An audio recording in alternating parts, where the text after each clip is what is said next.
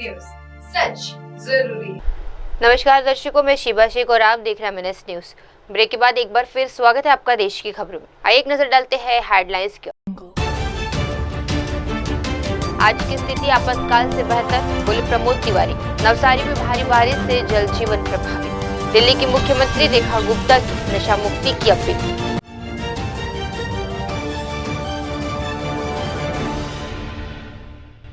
आप देख रहे हैं MNS न्यूज, सच जरूरी। आइए देखते हैं खबर विस्तार से। आज की स्थिति आपातकाल से बेहतर, बोले प्रमोद तिवारी। दिल्ली में राजनीतिक उमस समय गर्मा गई है जब भाजपा ने 25 जून को संविधान हत्या दिवस के रूप में मनाया। इस पर कांग्रेस सांसद प्रमोद तिवारी ने तीखी प्रतिक्रिया दी। उन्होंने भाजपा पर निशाना साधते हुए कहा, वे भाजपा आपातकाल की बात करते हैं, लेकिन आज की स्थिति आपातकाल से भी बेहतर है। हर जगह डर का माहौल है, संस्थाएं दबाव में है और लोकतंत्र खतरे में है। उन्होंने आगे कहा, आपातकाल के बारे में बार बार बात करना बंद करें। इसके बजाय हिमाचल प्रदेश में जो भीषण आपदा आई है उस पर ध्यान दें। वहाँ लोग मर रहे हैं, बह रहे हैं, तबाही मच रही है। देश के लिए जब कुर्बानियां और बलिदान देता है तो उसी इंदिरा गांधी जिसकी आप आलोचना कर रहे हो, आतंकवाद से लड़ते हुए इन्हीं इंदिरा गांधी ने अपने प्राणों की आहुति दी। प्रणाम करो, श्रद्धांजलि दो भाजपा वालों। आपका रिकॉर्ड, ट्रैक रिकॉर्ड बहुत खराब रहा है आतंकवाद के सामने। लेट जाते हो आप घुटने के बल। आपका रिकॉर्ड अमेरिका से तुलना कर दूं, मोदी जी ने 3 दिन के अंदर ही कल 17वीं बार कहा है ट्रंप ने कि उसने इंडिया और पाकिस्तान का सीज फायर कराया। अब लेट गए, झुक गए, मोदी जी झुक गए। और इंदिरा गांधी ने निक्सन को जो ललकारा था, 7वें बेड़े के साथ जो सलूक किया था, उसे सलूट करो गृह मंत्री के नाते। प्रधानमंत्री अपने इतिहास को इंदिरा गांधी से तुलना मत करो, कांग्रेस से तुलना मत करो, वरना मुझे तुलना करनी पड़ेगी। जब हम कह रहे थे अंग्रेजों भारत छोड़ो, देश को हम आजाद करा रहे थे, तो आपके संगठन अंग्रेजों की फौज में भर्ती होने का संदेश दे रहे थे। हमारा देशभक्ति से भरा इतिहास है। आपका इतिहास कमजोर, और कई मौकों पर मैं बहुत ही संयम के साथ इस्तेमाल कर रहा हूं, कमजोरी का इतिहास है, बुजदिली का इतिहास। सर, लेकिन इसको कैसे देखते हैं आप, जो आपने ट्रंप की बात का जिक्र भी किया, उन्होंने 17वीं बार फिर बोला है, आपकी पार्टी कह रही है कि चीन के ऊपर हो, प्रधानमंत्री पे हमला बोला। प्रधानमंत्री को सिर्फ अपनी वाहवाही का शौक है, अपनी वाहवाही के लिए कुछ भी करा देते हैं, चाइना को क्लीन चिट दे देते हैं और जो धमकी देते हैं ट्रंप, उनके आगे सरेंडर हो जाते हैं। आत्ममुग्धता और आत्म प्रशंसा भारत के प्रधानमंत्री की 2 सबसे बड़ी कमजोरी है। उनकी प्रशंसा कर दो तो वो देश का हित दांव पे लगा देते हैं। मैं 2 उदाहरण कोट कर रहा हूं। आज उनके रक्षा मंत्री चीन है ना, इसी चीन ने गलवान घाटी में हमारी जो गश्त थी, जो परमिटेड थी, उसको रोका। उनकी उपस्थिति थी चीन के सैनिकों की, हमारे 21 सैनिक शहीद हुए। प्रधानमंत्री क्या बोले, न कोई आया है, न कोई है, न कोई गया है। एक कमजोर प्रधानमंत्री की निशानी। ट्रंप आज 17वीं बार बोल रहा है। आपके टेलीफोन की वार्ता हो चुकी है 36 मिनट की, उसके बाद बोल रहा है कि मैंने सीज फायर कराया। अरे मोदी जी, इंदिरा जी से प्रेरणा लो और दम लो, ललकार के कहो कि वो गलत बोल रहा है। पर आप गलत इसलिए नहीं बोलोगे, ट्रंप की बात को इसलिए नहीं काटोगे कि आप में काटने का नैतिक साहस नहीं है। मत तुलना करो इंदिरा गांधी की। बात कर रहे हो इमरजेंसी की, आज इमरजेंसी से बुरे हालात। अब देखो ना, गवर्नर 1-1 साल रुके हुए बिल, जो केंद्र का ड्यू है राज्यों का, वो आप देते नहीं हो। कर्नाटक, सारे गैर भाजपाई हुकूमत, आज बाढ़ आई हुई है हिमाचल में। पिछली बार का जो बकाया मिलना चाहिए था अभी तक नहीं मिला। पिछली बार का जो देना था आपको नहीं दिया। कल से आई है। अब मैं कहता हूं ये इमरजेंसी की घंटी बजाना बंद करो। हिमाचल में जो तबाही हो रही है उसके लिए धन अलॉट करो।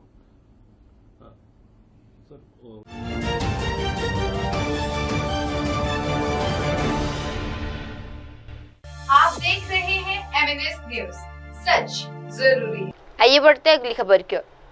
नवसारी में भारी बारिश से जल जीवन प्रभावित। गुजरात के नवसारी जिले में भारी बारिश का कहर जारी है। चिखली क्षेत्र में कावेरी नदी का जल स्तर बढ़ने के कारण तट पर स्थित प्रसिद्ध ताड़केश्वर महादेव मंदिर आंशिक रूप से जलमग्न हो गया है। लगातार हो रही बारिश ने न सिर्फ जल जीवन प्रभावित किया है बल्कि धार्मिक आस्था के इस पवित्र स्थल को भी अपनी चपेट में ले लिया है। मंदिर परिसर में पानी भरने से श्रद्धालुओं की आवाजाही पर असर पड़ रहा है और प्रशासन ने लोगों से सावधानी बरतने की अपील की है।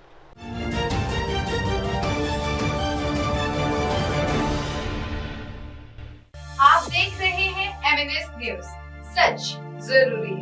आइए बढ़ते हैं अगली खबर की ओर। दिल्ली की मुख्यमंत्री रेखा गुप्ता की नशा मुक्ति की अपील। नशीली दवाओं के दुरुपयोग और अवैध तस्करी के खिलाफ अंतर्राष्ट्रीय दिवस 2025 के अवसर पर आज दिल्ली में एक विशेष कार्यक्रम आयोजन किया गया। इस कार्यक्रम में दिल्ली की मुख्यमंत्री रेखा गुप्ता ने शिरकत की और समाज को नशा मुक्त बनाने का संदेश दिया। मुख्यमंत्री रेखा गुप्ता ने अपने संबोधन में कहा कि नशा केवल एक व्यक्ति नहीं बल्कि पूरे परिवार और समाज को प्रभावित करता है। हमें मिलकर इस बुराई के खिलाफ लड़ना होगा, युवाओं जागरूकता करना होगा, प्राथमिक जिम्मेदारी निभानी होगी।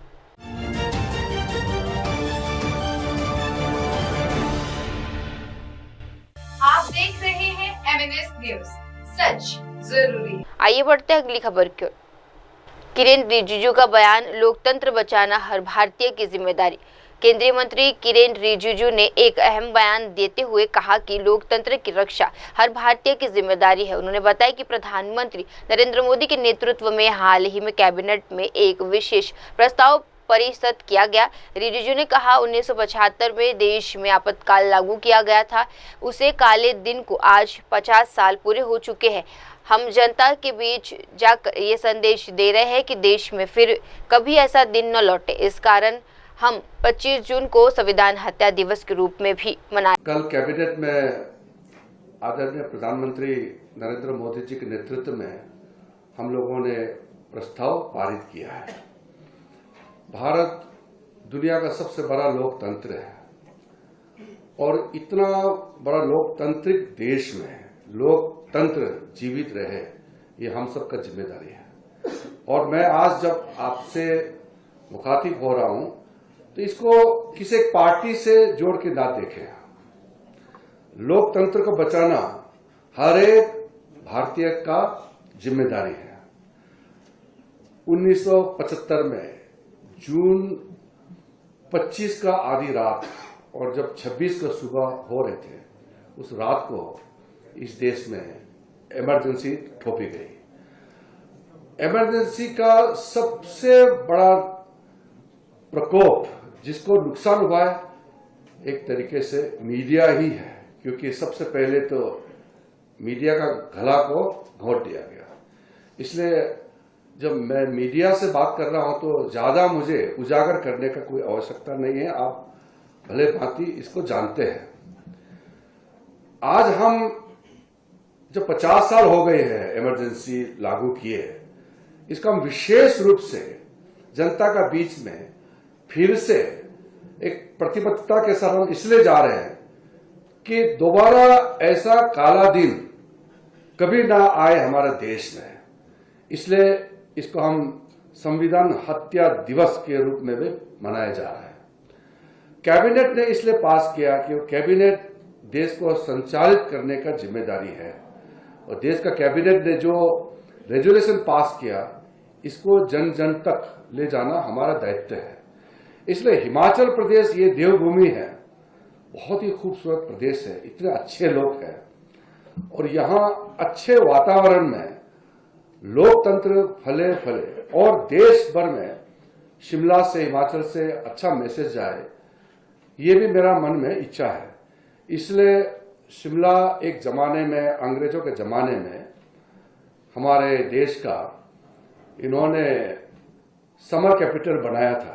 तो मैं पिछली बार जब यहाँ आए थे तो मैंने देखा कि कौन से कमरे में वो वाइस रॉय गवर्नर जनरल बैठ करके वो खिड़की से पूरा हिंदुस्तान को देखता था और संचालित करते थे, वो मैंने देखा है। इसलिए शिमला में आपसे मिल करके ये बात बताना अत्यंत महत्वपूर्ण है। तो जब इमरजेंसी लागू हुआ तो हमारे देश के जितने भी बड़े नेता थे सबको तो जेल में डाल दिया। आम आदमी का जो फ्रीडम है, संवैधानिक अधिकार है, सब समाप्त कर दिया गया। एक परिवार देश से ऊपर बन गया। और जब एक परिवार, एक व्यक्ति देश और संविधान से ऊपर हो जाता है तो फिर लोकतंत्र मर जाता है। इसलिए इसको 50 साल पहले का घटना करके भूलना नहीं है, बल्कि इसका याद को और ताजा करके लोगों तक पीढ़ी दर पीढ़ी तक बताना चाहिए कि ऐसा हिम्मत कोई नेता, कोई भारत का नागरिक दोबारा ना करे। संविधान का हत्या, संविधान के स्पिरिट को खत्म करने का जो जरूरत की कभी ना हो, ये हम सबका जिम्मेदारी है। मैं विस्तृत रूप से नहीं जाऊंगा क्योंकि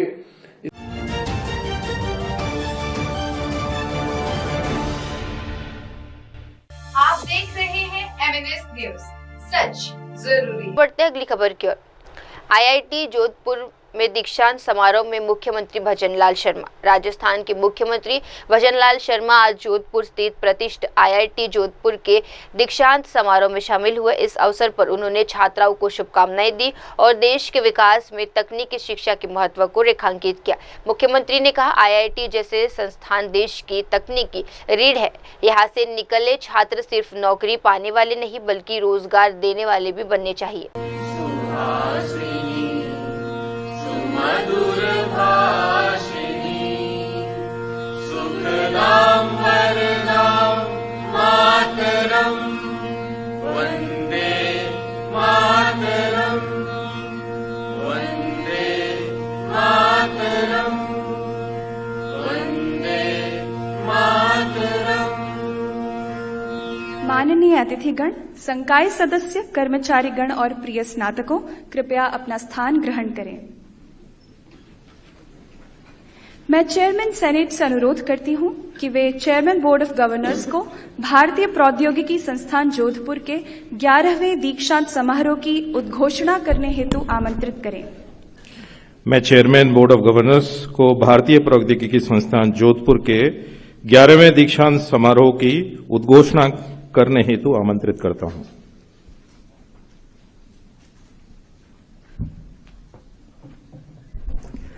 I declare the convocation open. अब मैं निदेशक महोदय से विनम्र अनुरोध करती हूं कि वे स्वागत भाषण के साथ संस्थान की वार्षिक रिपोर्ट प्रस्तुत करें।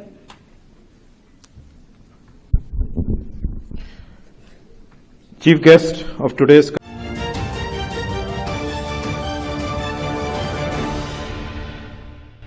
आप देख रहे हैं MNS न्यूज, सच जरूरी। आइए बढ़ते अगली खबर की ओर। राजा का बीजेपी पर हमला शासन आपातकाल से भी बदतर।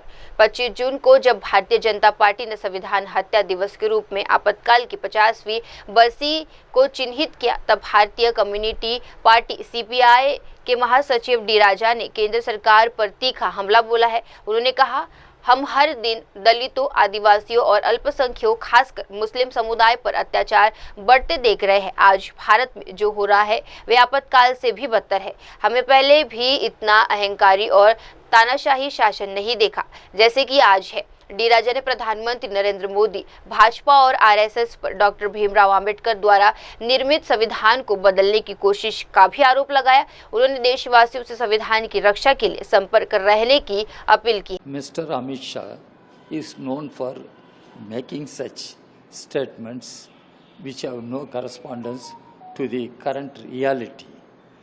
What is happening today in India under Mr. Modi's regime? Constitution is undermined, Parliament is being made redundant, and the social harmony is being debased, and every day we come across the increasing atrocities on Dalits, Adivasis, increasing atrocities on minorities, including Muslims. What is happening today in India? It is worse than emergency. And never before we came across such a disastrous, atrocious, arrogant, authoritarian rule which we witness today. This is what we should understand. What Mr. Modi is doing, what BJP RSS combine is doing, they try to replace the present constitution given to us by Dr. Ambedkar and galaxy of leaders, and they want to change the character of Indian state, which is supposed to be welfare state.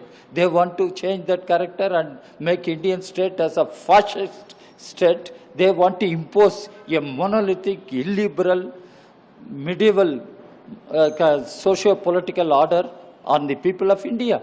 This is worse and very disastrous, and this poses grave threat to the very unity of the country, India is a country with tremendous diversities. Unity in diversity is considered to be the strength of India. And what BJP RSS combine is doing, they want to destroy this, and this is what we say worse than emergency which everybody is speaking about.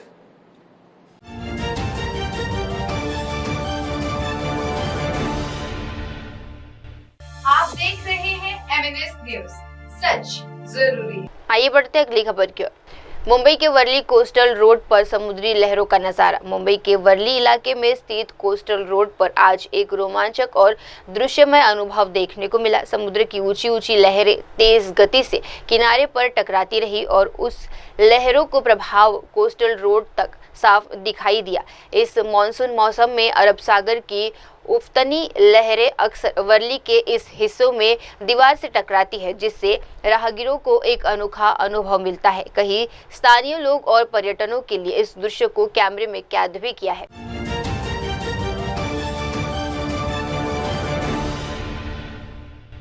आप देख रहे हैं MNS news, सच जरूरी। ये बढ़ते अगली खबर क्यों। नेहरू गांधी परिवार ने देश के लिए दिया बलिदान, बोले संजय राउत। शिवसेना यूबीटी नेता संजय राउत ने एक बार फिर भारतीय जनता पार्टी पर तीखा हमला बोला है। अपने बयान में उन्होंने भाजपा द्वारा कांग्रेस पर लगाए जा रहे वंशवाद के आरोप को पलटते हुए कहा, नेहरू गांधी परिवार ने देश के लिए अपना सब कुछ कुर्बान कर दिया। देश की आज़ादी से लेकर लोकतंत्र की रक्षा तक इस परिवार ने अपने बलिदान दिए हैं। उन्होंने कहा, भाजपा जिन पर वंशवाद का आरोप लगाती है, खुद उनके अंदर वंशवादी नेता भरे पड़े हैं। अमित शाह कह रहे हैं 2014 मोदी जो है बनाने शाही तोड़ के आएगी इमरजेंसी। क्या जय शाह उनका बेटा नहीं है क्या? जय शाह उनका बेटा नहीं है। ज्योतिरादित्य शिंदे माधवराव शिंदे के बेटे नहीं है। चिराग पासवान जो है वो रामविलास पासवान का बेटा नहीं है। आप मुझे बताइए। मैं ऐसे बहुत से नाम महाराष्ट्र में भी ले सकता हूँ, कौन क्या है और किसकी घरानेशाही है। आप क्या बोलना चाहते हो? आप किसकी तरफ उंगली दिखाते हो? मुझे बताइए, कौन सी घरानेशाही है? पंडित नेहरू है, इससे पहले मोतीलाल नेहरू, इंदिरा गांधी। ये जो घराना है उसने जो त्याग किया है देश के लिए, अपना घर बार बेच दिया देश के स्वतंत्रता संग्राम के लिए, वो आप लोग व्यापारी लोग कभी नहीं कर सकते भाई। महात्मा गांधी की कोई घरानेशाही नहीं थी ना। अब मुझे बताइए किसकी घरानेशाही? आज सबसे ज्यादा ये घराना किराना होगा वो भारतीय जनता पार्टी में है। और पार्टी के जो घराने हैं ना बड़े बड़े, वो आप अपने पार्टी में ले। अशोक चव्हाण की घरानेशाही नहीं है क्या? जो आपको अब वो प्यारे अजित पवार की घरानेशाही नहीं है क्या? शरद पवार का ही घराना है ना, वो आपने लिया है। राजनीति में सिर्फ पैसा और सत्ता होने से कुछ नहीं होता। थोड़ा इतिहास भी समझ लेना चाहिए।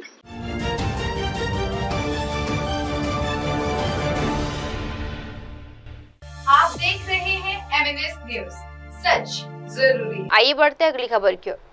भागवत मान ने चंडीगढ़ में प्रेस कॉन्फ्रेंस की। पंजाब सरकार की योजनाओं पर रखी बात।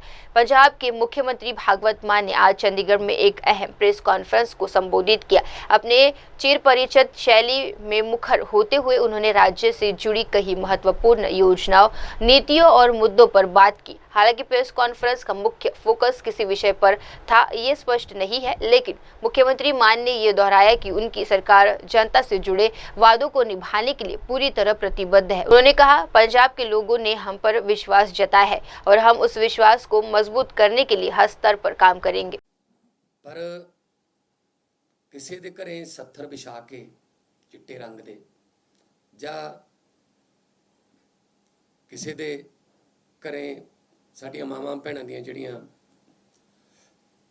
चुन्नियां ने उन्हां दे रंग चिट्टे करन वाले आप 3-3 मंजिलियां 4-4 मंजिलियां कोठियां जां वड्डियां वड्डियां प्रॉपर्टियां बना के दीपमाला करके ते महफिलां लाउण, लोकां दियां मौतां ते महफिलां लाउण, ये हो नहीं सकता, बर्दाश्त नहीं हो सकता। सो आम आदमी पार्टी का एक गारंटी के रूप में असीं कहा होया सी। टाइम थोड़ा जिहा लग गया क्योंकि प्लैनिंग बनाउण नूं टाइम लग जाता कि किवें सप्लाई लाइन तो तोड़ देंगे, कोई गल नहीं, ईजी है, पर सप्लाई लाइन तोड़न तो बाद जिहड़े विदड्रॉल सिम्पटम्स वाले जिहड़े एडिक्टेड ने उन्हां नूं कित्थे लैके जावांगे। फिर असी रीहैब सेंटर अपडेट किए, फिर सानू पता लग्या कि विच कुछ पुलिस दे भी जिहड़े मुलाजम ने वो रले हुए ने, वो दस दिंदे ने, जिहड़े छोटे लैवल के मुलाजम ने वो दस दिंदे ने कि अज इत्थे छापा पऊगा, उन्होंने दस दिंदे आ, तो उहदे नाल भी कई जिहड़े ऑपरेशन साडे जां छापे जिहड़े ने फेल होए। सो उन्हां दियां बहुत वड्डे लैवल ते ट्रांसफर कीतियां, फिर लोगों ते सहयोग मंगया तां करके फिर थोड़ा टाइम लग गया। तो हुण इस वक्त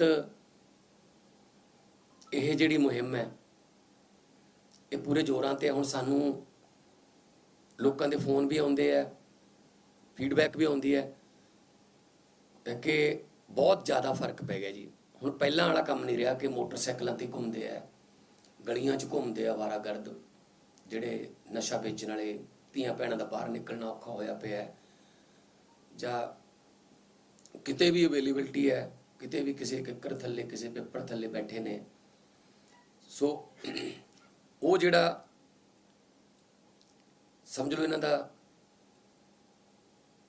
कार्टल सी वो टुट गया।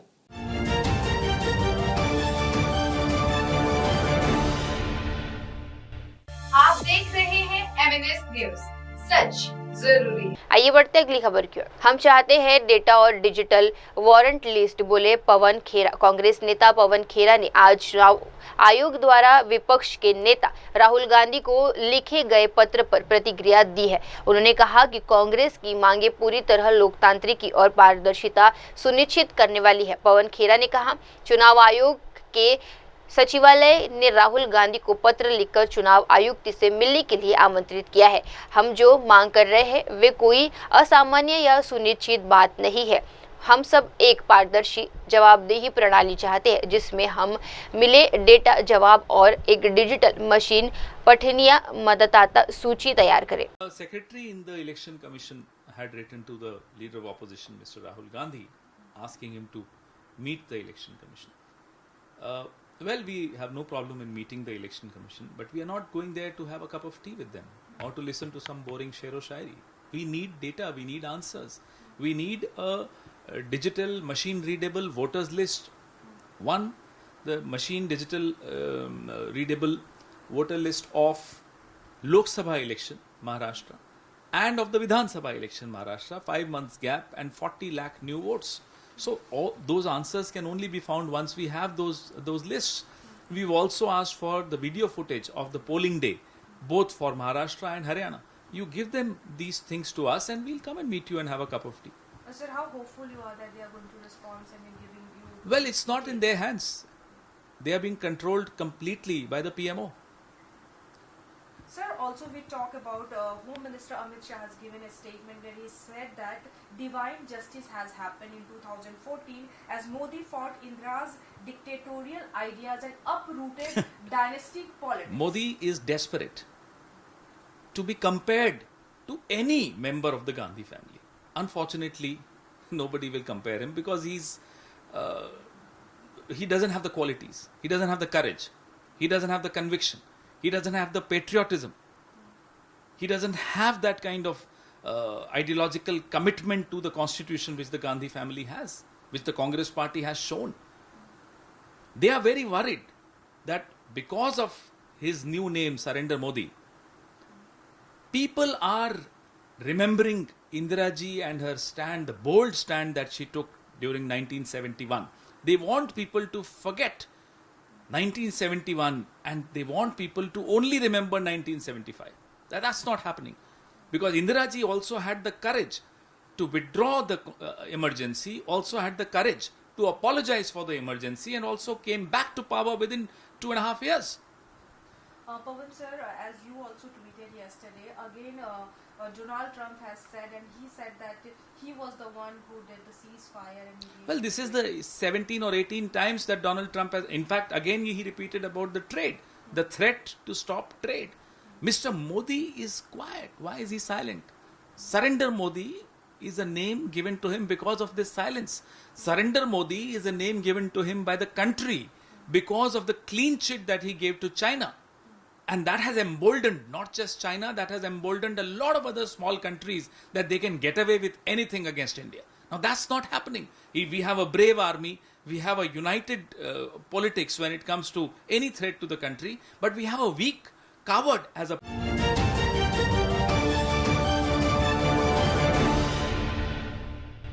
आप देख रहे हैं MNS न्यूज, सच जरूरी। आइए बढ़ते अगली खबर की ओर। 50 साल पहले की घटना आज भी प्रासंगिक, बोले दिनेश शर्मा।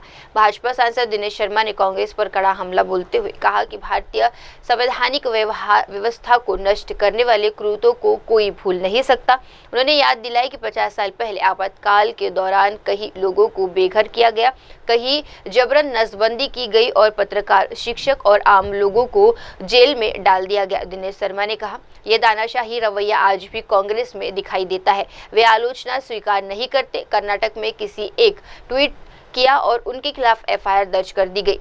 वे यही तानाशाही वाले लोग हैं जिनकी हरकतें जनता के सामने आनी चाहिए। जैसे हम लोग घृणा की दृष्टि से देखते हैं, वैसे भारत में जो संवैधानिक व्यवस्था को जब कोई ध्वस्त करता है तो व्यक्ति भूल नहीं सकता है कितने लोगों को घर से बेघर कर दिया गया था।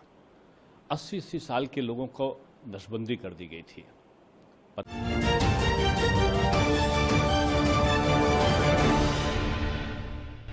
आप देख रहे हैं MNS न्यूज, सच जरूरी।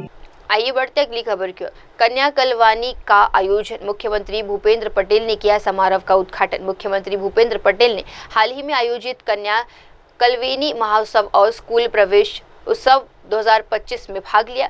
इस खास मौके पर उन्होंने मौजूद जनता को संबोधित करते हुए शिक्षा के महत्व पर जोर दिया। मुख्यमंत्री ने कहा, शिक्षा ही किसी भी समाज का आधार है। खासकर लड़कियों की शिक्षा से ही समाज में सकारात्मक बदलाव आता है। हम सबका कर्तव्य है कि कन्या शिक्षा को बढ़ावा दे और हर बच्ची को स्कूल तक पहुंचे। माननीय वडाप्रधान श्री खास भार मूक्यो छे। शाळा, शिक्षक અને શિક્ષણ, આ ત્રણેય વસ્તુ એક રીતે એટલે એક લાઈનમાં આગળ વધે તો ને તો જ સમાજનું ઉત્થાન છે। સમાજની સાથે તાલુકો હોય તો તાલુકો, ગામ હોય તો ગામ, જિલ્લો, જિલ્લાથી શહેર અને શહેરથી રાજ્ય અને રાજ્યથી દેશ। એટલે જે માનનીય વડાપ્રધાન શ્રીની સંકલ્પ છે કે આપણે ભારતને વિકસિત ભારત બનાવવું છે અને જો વિકસિત ભારત બનાવવું હશે તો કોઈ એક શહેર કે એક રાજ્ય આગળ વધી જશે તો નહીં ચાલે। એટલે આપણે દરેકે દરેક ખૂણામાં છેવાડાનો માનવી કેવી રીતે મુખ્ય પ્રવાહમાં આવે એના માટેનો હર હંમેશ પ્રયત્ન કર્યો છે। આજે તમે બધા અહીંયા આગાડી જોઈ શકતા હતા કે અહીંયા આગાડી 5-5 જણને શાળા પ્રવેશોત્સવ માટે અહીંયા આગાડી બોલાવ્યા. તો આંગણવાડી હોય, બાલવાટિકા હોય, ધોરણ 9માં પ્રવેશ લેતા હોય કે ધોરણ 11.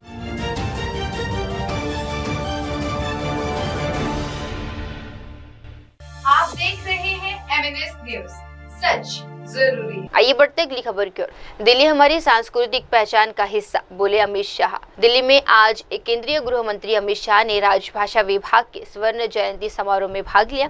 इस खास मौके पर उन्होंने राजभाषा हिंदी के प्रचार प्रसार और उसके महत्व पर जोर दिया। अमित शाह ने बोला, राजभाषा हिंदी हमारी सांस्कृतिक इतिहास और पहचान का अहम हिस्सा है। हमें इस मजबूती और सभी सरकारी कार्यों में इसका अधिकतम उपाय सुनिश्चित करने की जरूरत है। मेधायाग्ने मेधाविनं कुरु स्वाहा जामेधान् देवगणाः पितरश्चोपासते ताया मामद्य मेधायाग्ने मेधाविनं कुरु स्वाहा मेधां मे वरुणो ददातु मेधामग्निः प्रजापतिः मेधामिन्द्रश्च वायुश्च मेधां धाता ददातु मे स्वाहा हरि ओम। बहुत बहुत आभार माननीय केंद्रीय गृह मंत्री महोदय का और सभी मंचासीन विभूतियों का दीप प्रज्वलन के लिए। आभार प्रोफेसर देवेंद्र मिश्रा का वैदिक मंत्रोच्चारण के लिए। मैं निवेदन करूंगा सचिव राजभाषा विभाग श्रीमती अंशुली आर्या जी से कि सबसे पहले इस कार्यक्रम में जिनकी गर्मावी उपस्थिति से हम सब अभिभूत हैं, माननीय केंद्रीय गृह एवं सहकारिता मंत्री श्री अमित शाह जी को यहां उनका स्वागत, उनका अभिनंदन करें, वंदन करें, जिनके मार्गदर्शन में राजभाषा और सभी भारतीय भाषाएं निरंतर प्रगति की राह पर आगे बढ़ रही हैं, आपसी तालमेल और सामंजस्य के साथ बढ़ रही हैं। तो करतल ध्वनि आप सबकी तरफ से होगी। एक पुस्तक भेंट करते हुए 50 वर्षों की इस यात्रा को समर्पित ये पुस्तक, जिसको भेंट करते हुए माननीय केंद्रीय गृह मंत्री महोदय का बहुत बहुत स्वागत, अभिनंदन है। मैं निवेदन करूंगा डॉक्टर मीनाक्षी जोली जी, संयुक्त सचिव राजभाषा, मुख्यमंत्री दिल्ली श्रीमती रेखा गुप्ता जी की गरिमामयी उपस्थिति है आज के इस कार्यक्रम में, उन्हें भी ये पुस्तक भेंट कर उनका भी स्वागत आप सबके करतल ध्वनि के साथ दिव्य सज्जनों।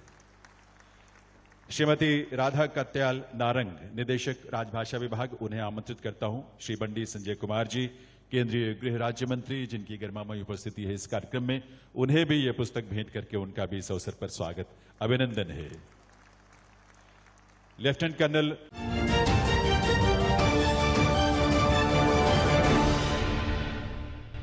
आप देख रहे हैं MNS न्यूज, सच जरूरी। आइए बढ़ते हैं अगली खबर की ओर। जम्मू के बसंतगढ़ बहाली में मुठभेड़ जारी। जम्मू के बसंतगढ़ क्षेत्र में बहाली इलाके में सुरक्षा बलों और आतंकवादियों के बीच मुठभेड़ जारी है।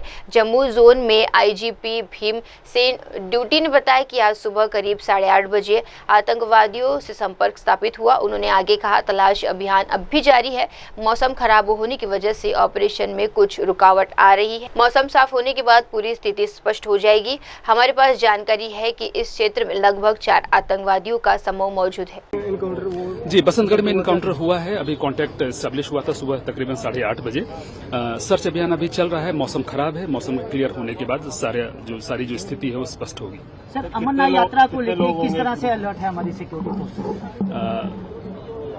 अमरनाथ यात्रा को लेकर के जो सुरक्षा व्यवस्था पहले से जितनी हम लोग उपलब्ध कराते थे पूर्व के सालों में, उस बार उससे कहीं बढ़ चढ़ करके सुरक्षा उपलब्ध कराई गई है।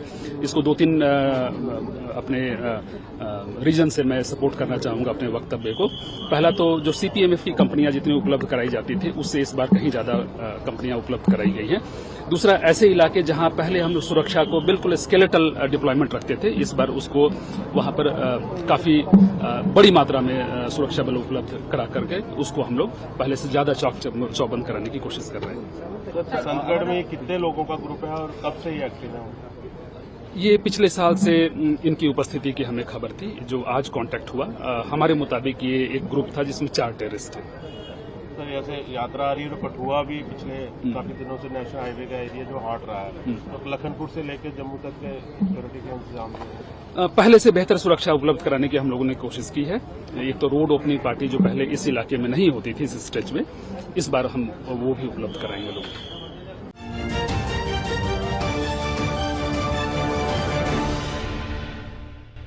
आप देख रहे हैं MNS न्यूज, सच जरूरी। आइए बढ़ते अगली खबर की। नवसारी के अमरधरा गांव में स्कूल में बारिश का पानी घुसा।